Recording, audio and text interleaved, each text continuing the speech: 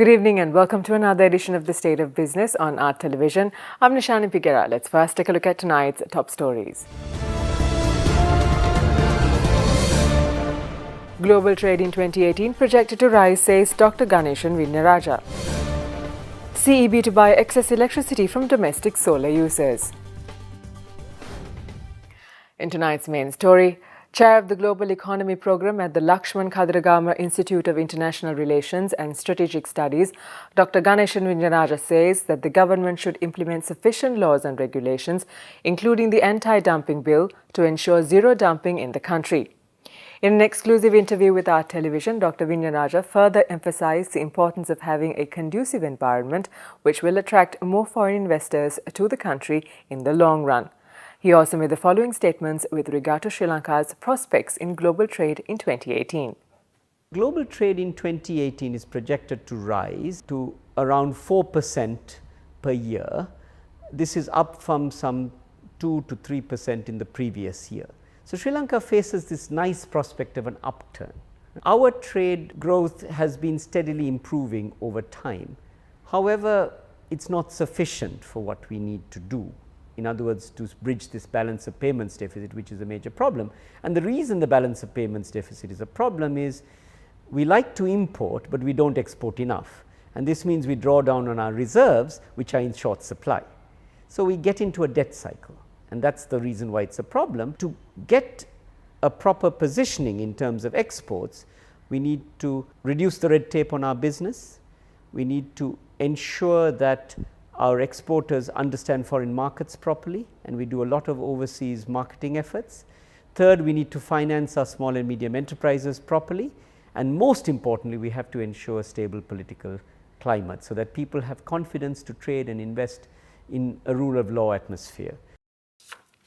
Minister of Power and Renewable Energy Ranjit Siyabalapitia says that the ministry has implemented systems to export the excessively generated electricity from domestic solar users to the national grid. Accordingly, the Ceylon Electricity Board will pay a domestic user 22 rupees per unit for the number of units contributed to the national grid. දැන් අපි සන්තෝෂ වෙනවා සූර්ය බල සංග්‍රාමයේ හරහා මේ වෙනකොට megawatt 150කට ආසන්න ප්‍රමාණයක් වහල්වල් උඩින් විතර අපි නිෂ්පාදනය කරනවා පුංචියට ඒකේ විදුලි නිෂ්පාදනය වාගේ මේ රටේ තියෙන විදුලි පද්ධතියේ සමතුලිතතාවයට විශාල සේවයක් කරනවා රට වටේම මූද තියෙන දිවයිනක අපි ජීවත් වෙන්නේ ඒ නිසා අපිට හොඳට කුලඟ තියෙනවා ඒ නිසා හෙට අපි සුළං බල මෙහෙයුම හම්බන්තොටින් පටන් ගන්නවා දැන් හෙටින් පස්සේ ඔබතුමාලා අපි ඕන කෙනෙකුට තමන්ගේ ගෙදර සුළං පෙට්ටක් ගහගන්න පුළුවන් කොහොම අඩු මිලට තියෙනවා අපි හොඳ මිලක් ගෙවනවා රුපියල් 22ක මිලක් ගෙවනවා ඔබතුමාලා නිෂ්පාදනය කරලා දෙන විදුලි බල ඒකකයක් සඳහා. Time for us to step in for a short break. Do stay with us for more news when we come back.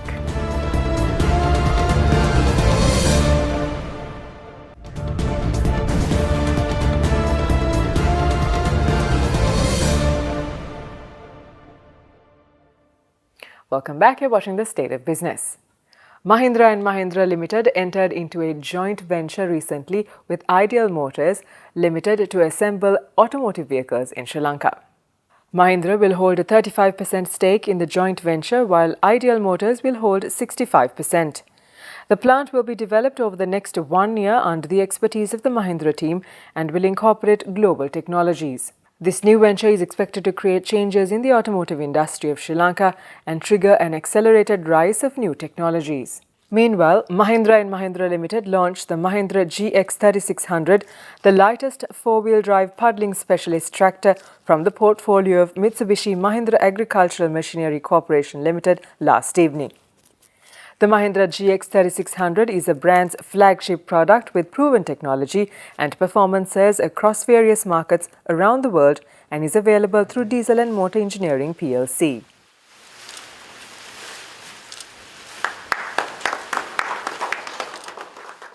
The LB Big Wheels Motor Show, organised by the Vehicle Importers Association of Sri Lanka, is set to take place from the 18th to the 20th of May at Nelumpokuna.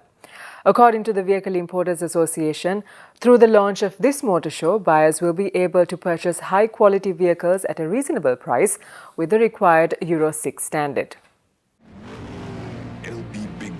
The motor show will showcase a diverse range of small cars, luxury sedans, all sizes of SUVs and supercars. The show will also include over 35 stalls and a total of over 200 brand new and reconditioned vehicles, including hybrid and electric models. All top models from European, Japanese, Thai and Australian manufacturers will be on display at the event.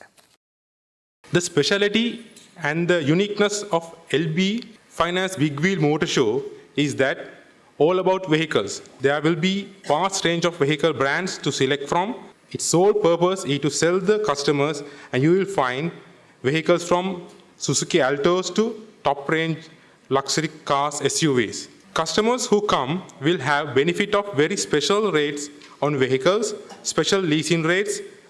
Basically, it's one-stop shop for your car. Not only to buy a vehicle, you can also trade in your vehicle and upgrade your ride. So come in your car, drive home in a new car. It's that convenient. There will also be a separate area with vintage cars, modern sport cars for display. This event will be starting on 18th May and will continue till 20th May of 2018 from 10 a.m. till 10 p.m. We'll be at Nelumpakuna outdoor areas. Let's take a look at how the stocks performed today after this break.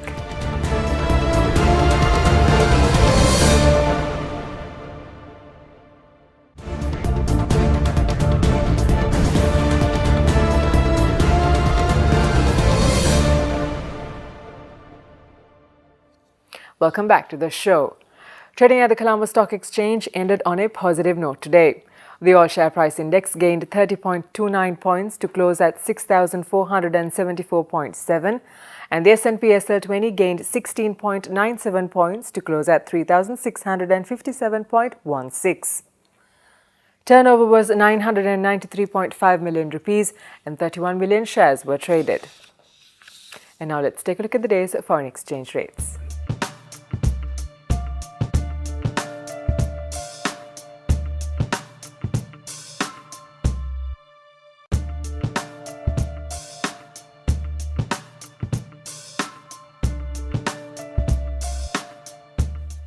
And with that, we wind up the show for tonight. Do join us again tomorrow at the same time. Until then, thank you for joining us. Good night.